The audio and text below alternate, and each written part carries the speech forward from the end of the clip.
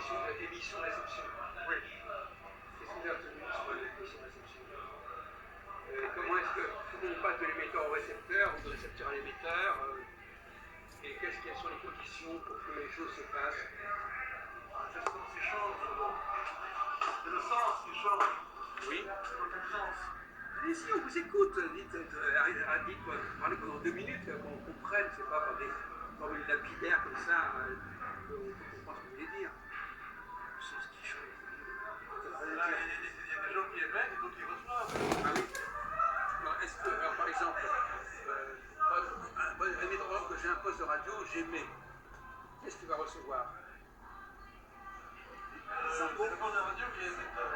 Oui, qu'est-ce qu'il va recevoir? Les infos. Ton poste de radio, Qui c'est? ton poste de radio, il est émetteur. Il est là, lui, hein, je sais pas si vous le Un poste de radio, il émet. Si, il y a des postes de radio. Si, justement, un poste de... Ah non, alors c'est une erreur.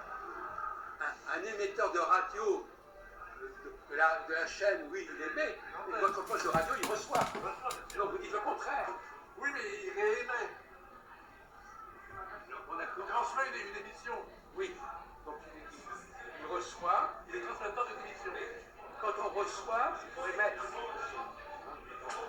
Quelqu'un qui reçoit quelque chose, il va l'émettre. Là, on est dans ce boucle. Alors je peux corriger René si ça ne me dérange pas. Jacques a raison. Il est émetteur qui rentre des ondes de radio. Ensuite, ça émet une voix vocale, parce que c'est pas une émission. C'est pas une émission de télé, ce que tu veux me dire. Voilà, donc c'est un poste de radio. Donc on entend des voix vocaux par micro. Voilà. C'est une forme d'émetteur d'écoute pour les gens. Voilà. Là, on est d'accord. Ça, c'est pas ça, en fait. L'émetteur-récepteur, pour répondre à Jacques, l'émetteur, c'est celui qui envoie, et le récepteur, c'est celui qui reçoit. Oui, mais comme il a dit, le récepteur, il envoie lui aussi. Hein? Oui, c'est deux fois. Non mais je le sais ça depuis longtemps. Donc J'ai pas le attendu après récepteur René. envoie. C'est pas, il n'y a pas le metteur qui envoie et le récepteur qui envoie pas. Oui, c'est deux en même Vous temps. n'avez pas compris non plus. Donc effectivement, on vient d'expliquer que le récepteur, il a envoyé aussi ce qu'il avait reçu. Donc il n'est pas, le récepteur, il n'est pas que récepteur. Non. Bon, vous n'avez pas dit ça. Oui, bien sûr. Bon, alors, qu'est-ce qui permet à... Comment est-ce qu'on sait qu'un émetteur va être reçu par tel récepteur? Qu'est-ce qui fait qu'un récepteur va recevoir l'émission? Hein? Non, par l'antenne. Il faut se brancher sur. Voilà. Je ne dis pas qu'il faut que... Il y a des conditions nécessaires, mon vieux. Il faut se brancher sur l'émetteur. Un récepteur, il ne reçoit pas n'importe quoi. Il faut qu'il reçoive que ce pourquoi il est capable de recevoir. Donc c'est pas n'importe quoi, et un récepteur, il ne reçoit pas n'importe quoi. Il y a une spécificité de l'émission, elle ne va que pour un certain type de récepteur. C'est pas un truc comme ça, un émetteur-récepteur. Alors, en réalité, c'est pas ça, c'est une présentation qui est fausse sur ce deux plans. D'abord, est-ce que, dans certains cas, c'est le récepteur qui impose sa loi à l'émetteur? Est-ce que dans certains cas, c'est le récepteur qui détermine quel est son émetteur? Est-ce que le récepteur choisit son émetteur? Ou est-ce qu'il le subit? Bon, non, je pense que le En général, oui. En général, le récepteur, il choisit qui va émettre sa vie. Ah oui? Ah bon, d'accord. Comme chef de radio, quand j'ai un poste de radio, je suis récepteur, mais je choisis mon émetteur. Oui. Donc, déjà, c'est pas forcément l'émetteur qui s'impose. Oui. Même dans un groupe, je peux décider d'écouter un tel et pas écouter un tel. Oui. Voilà. Volontairement ou involontairement. Même, par exemple, il y a un feu vert, vous pouvez décider de le respecter ou pas. Si vous ne respectez pas, son émission, elle est nulle. ne tient pas, ouais. C'est parce que je veux bien Ça tient pas. C'est bien que je veux bien recevoir son émission, et si je ne veux pas la recevoir, il émet comme ça.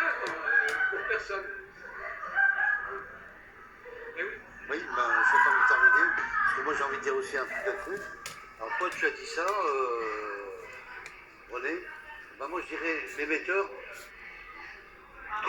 fait transmettre plusieurs ondes au récepteur, plusieurs ondes de radio, des chaînes de radio bien sûr, hein, qu'on connaît très bien, que ce soit France Inter, BFM. BFM, tout ça, lui, on connaît. Exactement. Radio Classique, il y avait tout le restant. Donc, toutes ces chaînes-là, ou Radio Nostalgie, il y a plusieurs émetteurs.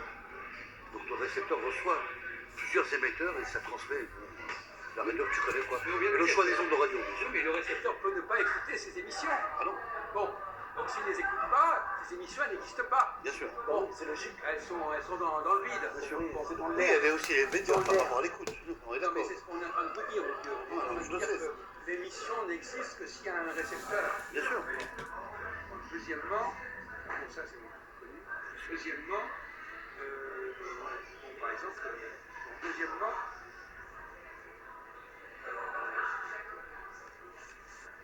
comment fait-on pour que que le récepteur soit branché sur l'émetteur? C'est pas l'antenne. Vous restez tranquille, parce que c'est quand même très complexe pour suivre. Alors, comment fait-on pour s'assurer qu'il y a un lien entre l'émetteur et le récepteur? Un canal. Comment? C'est ce qu'on appelle un canal. Un canal de transmission. Oui. Un canal. Bien sûr, on est. Qui est-ce qui construit ce canal? Donc je comprends bien, s'il n'y a pas le canal entre l'émetteur et le récepteur, ça ne marche pas. Alors, le canal, ça peut être des ondes radio, ça peut être un câble téléphonique. Ça peut être un câble. Oui. Et c'est un troisième facteur. Oui, il y a un troisième facteur entre l'émetteur et le récepteur, il y a un canal de transmission. Ce qu'on appelle le connecteur. Le connecteur va connecter. S'il n'y a pas le connecteur qui connecte l'émission à la réception, la mission ne passera pas à la réception. Ça, c'est un point qui n'a pas été mis en évidence jusqu'à présent. Le connecteur, mais c'est le canal. C'est pareil. Non, parce que le connecteur, ça veut dire qu'il y a effectivement quelqu'un qui a organisé la situation. Ah oui, connexion. il y a un entremetteur. Oui, c'est ça, oui. Par exemple, on va prendre le problème théologique. Je peux aller un peu plus loin dans le. Si tu veux. Oui, bon, d'accord. Oui. C'est que tu as raison, on est. Donc l'émetteur aussi, c'est des ondes de radioélectricité, tu es d'accord avec moi. Oui. Voilà, captées par la transmission électrique de terre. Voilà. Et comme a raison Jacques, ça donne des connexions sur les deux. Quoi. Non, mais c'est pas ça le problème. Le problème, c'est qu'il faut un tierce facteur qui décide de connecter les deux. D'accord. Ça ne se fera pas tout seul. Non, mais- Bon. non, Alors, on revient au problème théologique. Je ne sais pas si on en a parlé. Alors, si. par exemple, admettons que Dieu soit un émetteur. Qui sont les récepteurs de ce Dieu?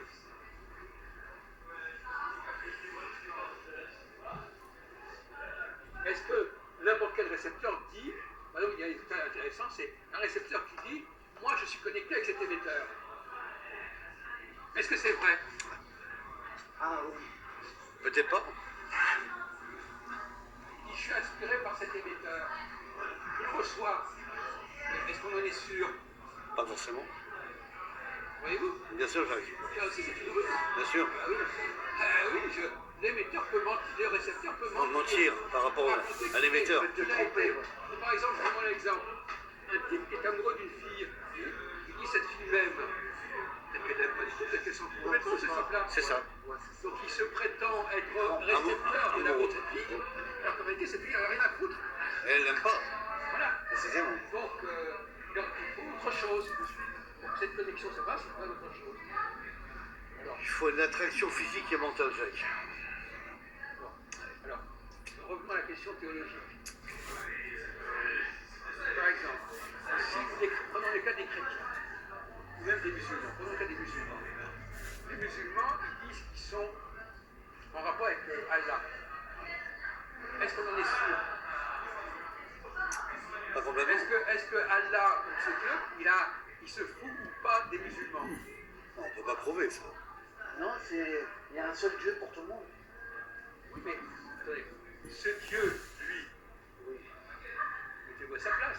Ce Dieu, vous savez qu'il y a une expression qui est dans Charlie Hebdo, un Dieu qui se plaint qu'il y a des gens, Dieu qui l'aime.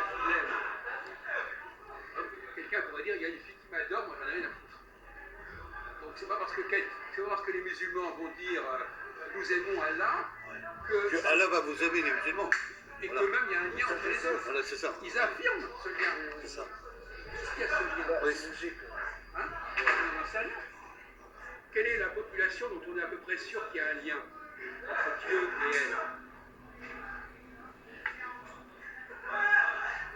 Je sais où tu vas en venir. Bah, comme les prophètes. Les prophètes. Je laisse répondre, mais je sais où tu vas en venir. Ah mais je sais bien. Dis-le, dis-le. Bah, dis-le, René, dis-le. Bah, on t'écoute, tu peux le dire. Tu sais, toi? Je suis pas obligé de le dire, moi. Dis-le. Pourquoi tu dis pas? Faut le dire. Non. Bon. Mais admettons. Bah, alors, je peux le dire, Jacques. Bon, c'est dans la Bible. Voilà, c'est dans la Bible. Voilà. Maintenant, Chrétien. le premier. Comment? Le peuple hébreu et des chrétiens. Pourquoi vous parlez des chrétiens là? On parle pas des chrétiens? Non. On parle des juifs. Ouais. Pourquoi vous parlez des chrétiens? Tiens, moi j'ai dit le peuple hébreu au départ. Mais pourquoi les chrétiens? Vous nous laissez tranquilles les chrétiens. Mais pourquoi vous mélangez tout là? Non, vous avez parlé de la Bible. Mais non, mais dites pas n'importe quoi. Attendez, vous m'énervez, hein. On est en train de parler des juifs, on est pas en train de parler des chrétiens. Bon, alors, la Bible, nanana, après on a la Bible et Ouais, chrétiens. bah, vas-y, on Bon, continue. écoutez, alors, c'est le foutoir, là. Bon, alors, effectivement, le premier peuple qui peut considérer qu'il y a un lien spécial avec Dieu, ce sont les juifs. D'accord? Bien sûr. Les autres, qu'est-ce qu'ils font les autres? Ils ont des dieux. Non, les autres, ils imitent les juifs. Bien sûr. Ils disent, puisque les juifs ont un lien avec ce Dieu, nous aussi on veut en avoir un. Ouais, mais attends, je vais te poser une question. Une question. Le premier prophète, c'était un juif. Et en fait, on est tous des juifs à la base. Pourquoi?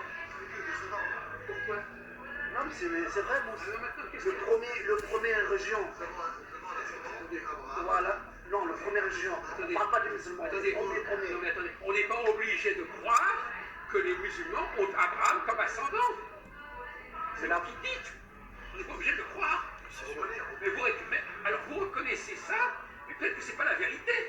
Non, on connaît, tu vois. Bon, alors, non mais c'est d'accord. On vous appropriez quelque chose, Alors, et vous dites que ça vous concerne, mais ça ne concerne peut-être pas. Alors ils reconnaissent ça par les écrits finalement, Jacques. Juste par des écritures. Premier. C'est les messagers du Coran. Attendez, On parle pas des prophètes On, normaux. Hein. on s'explique. Hein. Quand Gabriel a révélé le Coran, À la base, on est du on n'est pas obligé d'accepter le ça. prophète Mohammed a reçu. Je vais m'expliquer en détail. Oui, mais bien, c'est Non, bien. t'écoutes, Jacques. Quand T'écoutes. Gabriel a révélé le Coran, Payez d'autres personnes. Ouais. et Mahomet a eu ordre comme message Ouais. de révéler ce qu'était le Coran, a retenu le peuple hébreu à la base du judaïsme, je veux dire le père des pères. Ce que dit Mousse, c'est pas l'évangile, c'est pas la vérité absolue. Hein. Dans la religion de l'islam, tu dis. Hein. Attention de ne pas parier sur le mauvais cheval. Hein. Ça, c'est pas dans le Talmud de la Torah, mais vas-y, je peux y Dans aller. la religion musulmane, dans le Coran, je précise, dans le Coran qui est le sacré de la religion musulmane, la soumission de Dieu, ça veut dire l'islam, Ouais. la soumission à Dieu. Donc ce qui veut dire, c'est que le messager qui est Mahomet a révélé dans le Coran que le judaïsme était la première Oui, religion, c'est la fin, ça. était la première religion monothéiste des deux religions qui succèdent après dans le genre qui est le christianisme.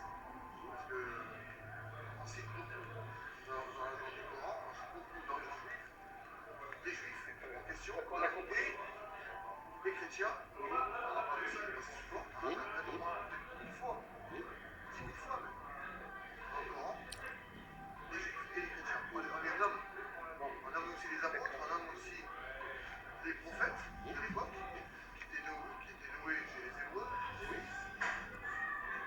chez les chrétiens qui étaient Jésus-Christ, les apôtres qui étaient Matthieu, David, etc. Donc tous ces liens avec le Coran, dans le Coran, dans la religion musulmane, on considère que nous sommes la conclusion des deux religions monothéistes, par l'intermédiaire du messager qui est Mahomet. D'accord. Voilà. Parce que par sa mort, avant la mort de Jésus, dans le Coran a été révélé par rapport à la mort de Jésus, que juste après lui, il allait y avoir un prophète. Ouais. que les juifs et les chrétiens soient tous juifs. Donc comme le Mahomet ne fait pas partie du lien parenté de l'argent juif et chrétien, parce que c'est un arabe sémite, on raconte que ce n'est pas un lien parenté du judaïsme et du christianisme, parce que les Égyptiens étaient juifs avant d'être chrétiens. Ça, on le sait. Tout le monde le sait. Donc il y avait un lien parenté